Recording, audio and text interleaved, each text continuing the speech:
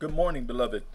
This is Apostle Armand Trotter Jr. coming from the home office of GHMI Fivefold Fellowship.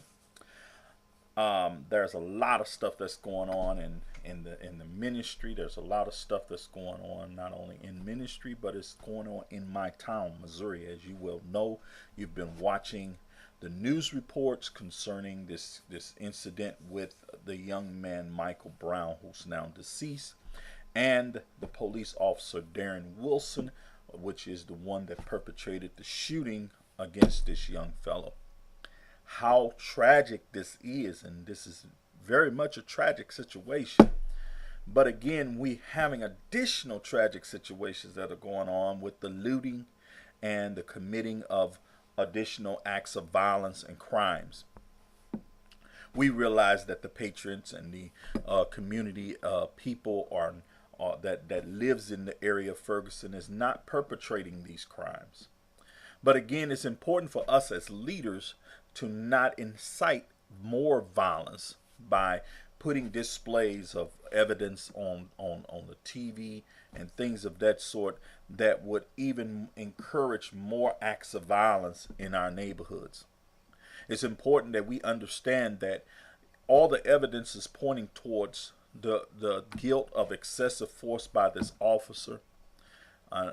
Unfortunately, even though he done this terrible and heinous crime against this young man, it does not give us an excuse to tear up property and to cause and wreak havoc in our neighborhoods and to not obey the law enforcement that's placed there.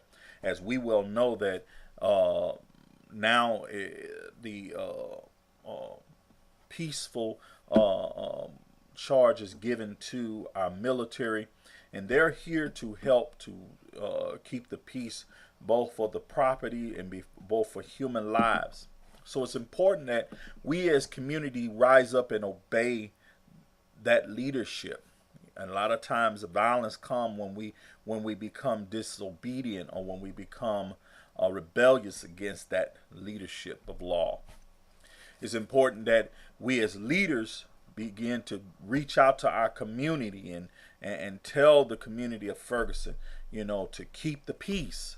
There's nothing wrong with peaceful protest, beloved, and it's nothing wrong with us protesting concerning this terrible act of this young man being gunned down for a charge of such as a misdemeanor.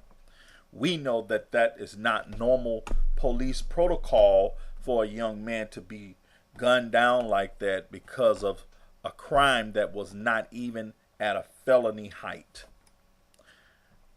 My heart goes out for the family. I know that this is a tough time for you because they're still holding your son and doing all kinds of pokes and pries to find evidence to either exonerate the policeman or prove his guilt. But my admonish to you is that let us keep the peace. Let us keep the peace in our community. Let us keep the peace for our children's sake. Because the more acts of violence that we perpetrate, it only causes an heightened area of security in our areas. And it only puts the police on more of alert where they begin to perpetrate this crime continuously.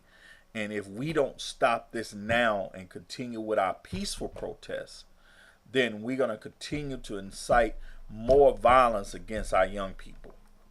The key is that we have to understand as adults, this thing is not about us. This is about our young people that are dying on the street. And it's important that we rise up and take charge and make accountable our political system. Our political system that basically right now devalues the young people's lives that are mostly African American young men. We have to begin to reach out to our politicians, our local governors, our local mayors, our local community leaders, that we begin to do more a demonstration of peaceful acts of protest concerning this. But in the interim, we must make sure that we, as a community and as a state, begin to exalt peace and prayer and love in our community. It doesn't help when our community is torn apart by anger and individualisms that destroys the very fiber of what community is all about. Community, beloved, is a family. It's a family. And basically, being that it is a family, we ought to act like a family. A family don't destroy each other. And right now, when we do these acts of violence, or when we even condone acts of violence as it relates to retaliation of anger, then we ultimately saying that we don't care about ourselves. We don't value human life. Again, God bless you. And we're praying for you with GHMI, and we and the whole GHMI family is praying for the safety and the quick resolution of this act of violence against this young man. It's again brought to you by Apostle Erman Trotter at the home office of GHMI Fivefold Fellowship. And again, we just thank God that we have an opportunity to speak concerning this. This is a time for us to, one, come together, pray for one another. This is a time to reflect on where is our life in the Lord, making our election sure, making sure that we're in the faith. And the other thing, it becomes very demeaning when a African American clergyman began to act like them that are committing acts of violence in our neighborhoods. We must, as leaders and as clergymen, raise the standard of righteousness, because evil only begets evil. And the scripture tells us righteousness exalts a nation, and sin is a reproach to any people. And the Bible tells us in 1 Chronicles that if my people which are called by my name will humble themselves, pray, and seek my face, and turn from their wicked way, then will I hear from heaven, forgive their sin, and heal the land.